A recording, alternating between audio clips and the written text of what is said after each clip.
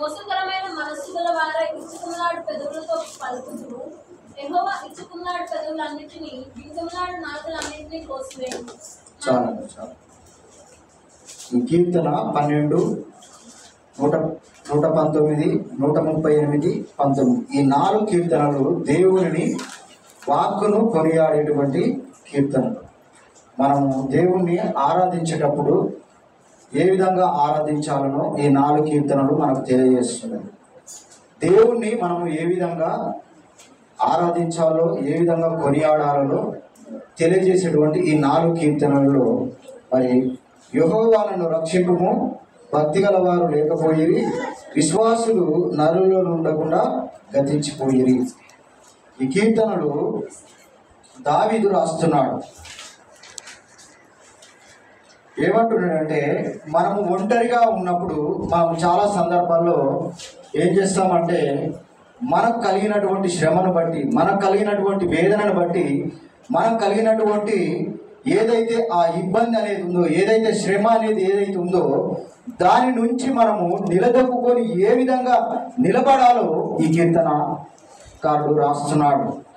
తనకు కలిగినటువంటి శ్రమను బట్టి దావీదు తనకు కలిగినటువంటి ఇబ్బందిని బట్టి, తనకు కలిగినటువంటి వేదనను బట్టి ఏ విధంగా నిలదొక్కుకోవాలో మనకు కూడా ఈరోజు దేవుడు తెలియజేస్తున్నాడు.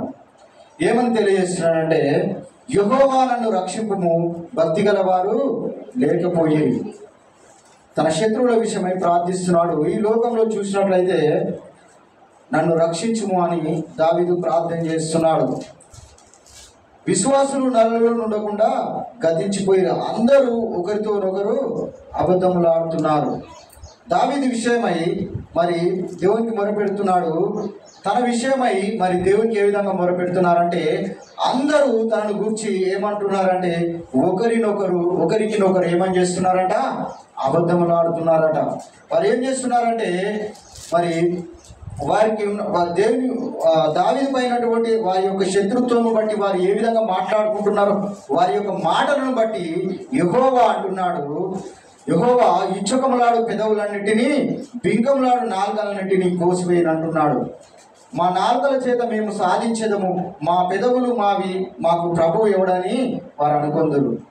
మరి మనం కూడా కొన్ని సందర్భాల్లో మరి మన జీవితంలో మనం ఏం చేస్తామంటే, ఎవరు లేరు కదా, నేను ఒక్కనే ఉన్నాను కదా అని మనం నిరుత్సాహపడతాం. కానీ దేవుడు అంటున్నాడు, నువ్వు ఒంటరిగా ఉన్నప్పుడే, నువ్వు ఎప్పుడైతే ఒంటరిగా నిలదొక్కుంటావో ఆ సందర్భాల్లోనే దేవుడు ఏమంటున్నాడంటే, నిన్ను దేవుని పైన ఆధారపడి జీవించమంటున్నాడు. మనం ఏం చేస్తామంటే, మనకున్నటువంటి ఇబ్బందిని బట్టి ఈ భూమి మీద ఏం చేస్తామంటే అనేకుల సహాయాన్ని మనము కోరుకుంటాం. ఎవరైనా సహాయం చేస్తారో, ఎవరైనా మనకు మేలు చేస్తారో అని మనం ఎదురు చూస్తుంటాం. కానీ దావీదు అంటున్నాడు, అయ్యా నువ్వు నన్ను రక్షించుము, ఈ భూమి మీద అనేకులు నా కోసము మరి చెడ్డ మాటలు మాట్లాడుకుంటున్నారు, కానీ నన్ను రక్షించేవాడు ఈ భూమి మీద ఎవరున్నారంటే నీవే నా ప్రభువా, నీవే నన్ను రక్షించుమని దావీదు ప్రార్థన చేస్తున్నాడు. ఒకసారి చూసుకున్నాము ఆదికాండము 6వ అధ్యాయము 13వ వచనంలో చూసుకున్నాము. ఆదికాండము, దేవుడు నోవాహుతో సమస్త శరీరుల మూలముగా భూమి బలాత్కారముతో నిండి ఉన్నది కనుక నా సన్నిధికి వారు అంతము వచ్చి ఉన్నది, ఇదిగో వారి భూమితో కూడా నాశనము చేయుదును. చాలండి. ఈ భూమి మీద పాపం ఎక్కువైపోయినప్పుడు దేవుడు అంటున్నాడు నోవాహుతో, సమస్త శరీరంలో మూలముగా ఈ భూమి అంతా ఎలా నిండి ఉందంటే బలాత్కారంతో నిండి ఉన్నది. కాబట్టి ఈ భూమి మీద ఉన్నటువంటి సర్వ శరీరులను మొత్తం నేను నాశనం చేస్తానంటున్నాడు. అయితే నోవాహుకు ఒక మాట తెలియజేసిండు, ఈ భూమి మీద అంతటా జలప్రలయం రప్పిస్తాను కాబట్టి నువ్వు ఒకసారి ప్రకటించుము, ఈ ఓడలోనికి అందరినీ రమ్మని చెప్పినప్పుడు మరి నోవాహు ఓడ తయారు చేసుకున్నప్పుడు ఆ ఓడలోకి మరి తన కుటుంబము, ఆ భూమి మీద ఉన్నటువంటి ప్రతి ఒక్క జంతువు, పక్షి, ప్రతి ఆడది మొగది 2 జంతువులను, పక్షులను, సమస్తమును దేవుడు చెప్పిన మాట చొప్పున నోవాహు ఏం చేసిందంటే ఆ ఓడలోనికి రప్పించాడు. ఆ ఓడలోనికి రప్పించినప్పుడు దేవుడు అంటున్నాడు, ఈ భూమి మీద ఉన్నటువంటి సమస్తమును నాశనం చేస్తానంటున్నాడు.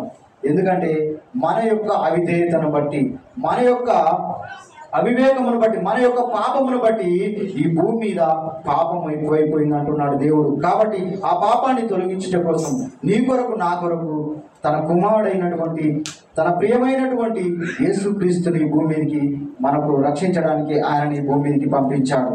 ఈరోజు మరి మట్టల ఆదివారం కదండి, దావీదు కుమారుడికి జయమని ఈరోజు మరి వీధులెమ్మటి, యెరూషలేము వీధులెమ్మటి ఆ రోజు యేసుక్రీస్తును ఆరాధించారు, యేసుక్రీస్తును స్తుతించారు. మనం కూడా ఏం చేయాలంటే దేవుణ్ణి స్తుతించాలి, గణపరచాలా, ఆరాధించాలా. తను చేసినటువంటి మరి మేలను బట్టి మనము ఆయనను స్తుతించాలి. అదే కింద నిర్గమ ఆదికాండం 7వ అధ్యాయం 1వ వచనంలో చూసినట్లయితే